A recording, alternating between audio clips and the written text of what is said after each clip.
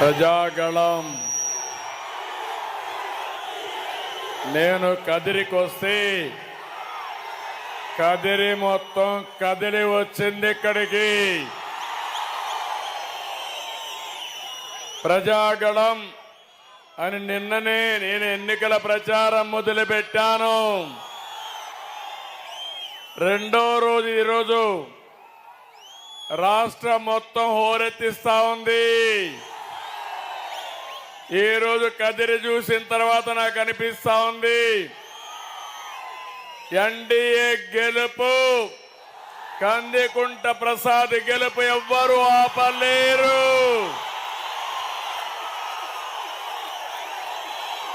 ఈ ప్రజాస్పందన మార్పుకు తిరుగులేని సంకేతం అవునా కాదా అని మిమ్మల్ని అడుగుతున్నా. ఇది కేవలం ఒక రాజకీయ పార్టీకి చెందిన ఉత్సాహం కాదు. వైసీపీని ఓడించి ఇంటికి పంపాలని ప్రజల్లో ఉన్న కసికి ఇది ఒక ఉదాహరణ. మీలో కసి ఉంది, కోపం ఉంది. వైఎస్ఆర్ కాంగ్రెస్ పార్టీ వల్ల మీ జీవితాలు నాశనం అయిపోయినాయి. తిరిగి చిత్తుగా ఏదో ఫ్యాన్ ఉందో ముక్కలు చేసి వేస్ట్ బాక్స్ లో పరేయాలి. సిద్ధమా తమ్ముళ్ళు అని అడుగుతున్నా. ఆ ఫ్యాన్ ఉండాల్సింది డస్ట్బిన్ లో. ఎక్కడుండాలి ఆ ఫ్యాను? ఎక్కడుండాలి ఆ ఫ్యాను? సిద్ధమా మీరు? మన జీవితాలతో ఆడుకున్న ఫ్యాన్ ని ఏం చేద్దాం? ఏమమ్మా ఏం చేద్దాం? ఎన్నికల ముందే రిజల్ట్స్ వచ్చేశాయి. నిన్న నేను బయలుదేరాను, మీ ఉత్సాహం చూశాను. ఇది అన్స్టాపబుల్, ఎవ్వరూ ఆపలేరు. నిన్న ఈరోజు జగన్మోహన్ రెడ్డి సభలో సిద్ధం అన్నాడు. మేము సిద్ధం నిన్ను ఓడించడానికి ప్రజలందరూ కూడా సహాయ నిరాకరణ ప్రారంభించారు. పాపం ఫ్రస్ట్రేషన్ లో ఉన్నాడు, డిప్రెషన్ లో ఉన్నాడు. ఈ కదిరి చూసిన తర్వాత ఎన్ని టీవీలు పగలుతాయో నాకు తెలియదు. అందుకని నేనేదో ఈ మాట ఓవర్ కాన్ఫిడెంట్ గా చెప్పడం లేదు. ప్రజలు చూసి చెప్తున్నా, మీ కాన్ఫిడెన్స్ చూసి చెప్తున్నా. ప్రతి ఒక్కరూ చెప్పేది ఒకే మాట, జగన్ దిగిపోవాలి, రాష్ట్రం బాగుపడాలి. నా జీవితంలో ఎన్నో ఎన్నికలు చూశాను.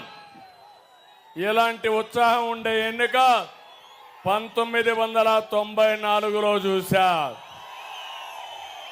ఆ రోజు కాంగ్రెస్ పార్టీ పూర్తిగా ఓడిపోయి మొత్తం తెలుగుదేశం పార్టీని గెలిచాం. ఈరోజు నేను మిమ్మల్ని కోరేది, నేను మీలో ఒక చైతన్యం తేవడానికి వచ్చాను. 5 సంవత్సరాల్లో ఏం జరిగిందో ఒకసారి గుర్తు చేయడానికి వచ్చాను. మిమ్మల్ని అందరినీ కార్యోన్ముఖులు చేయడానికి ఈరోజు ఇక్కడికి వచ్చాను. ఇది 6వ మీటింగు. మీటింగ్ బై మీటింగ్ చూస్తే సూపర్ హిట్ అవుతున్నాయి. ఈరోజు ఒక్క విషయమే నేను అడుగుతున్నా. జగన్మోహన్ రెడ్డి నమ్మిన వారిని నిలువున ముంచే మోసకారి. దీనికి ఉదాహరణ ఈ రాయలసీమ. ఎన్నికల ముందు మీకు మాటలు చెప్పాడు, విశ్వాసం కలిగించాడు.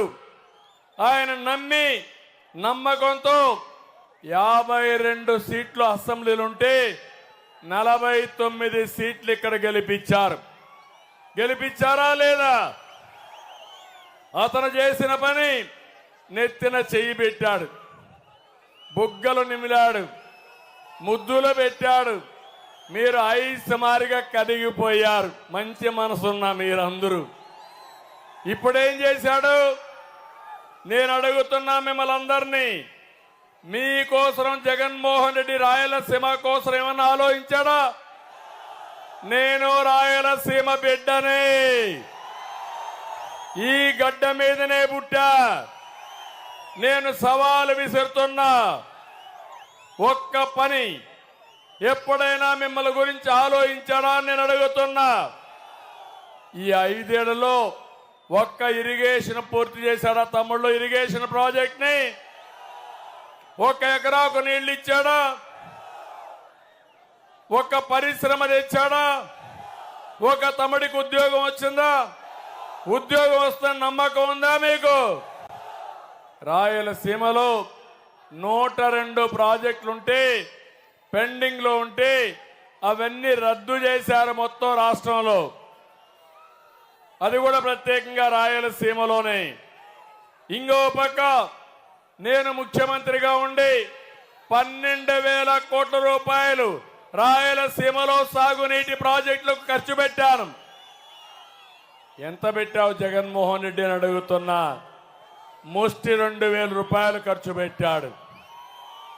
నేను ఒక అంద్రి నీవా పైన 4,200 కోట్లు ఖర్చు పెట్టాను.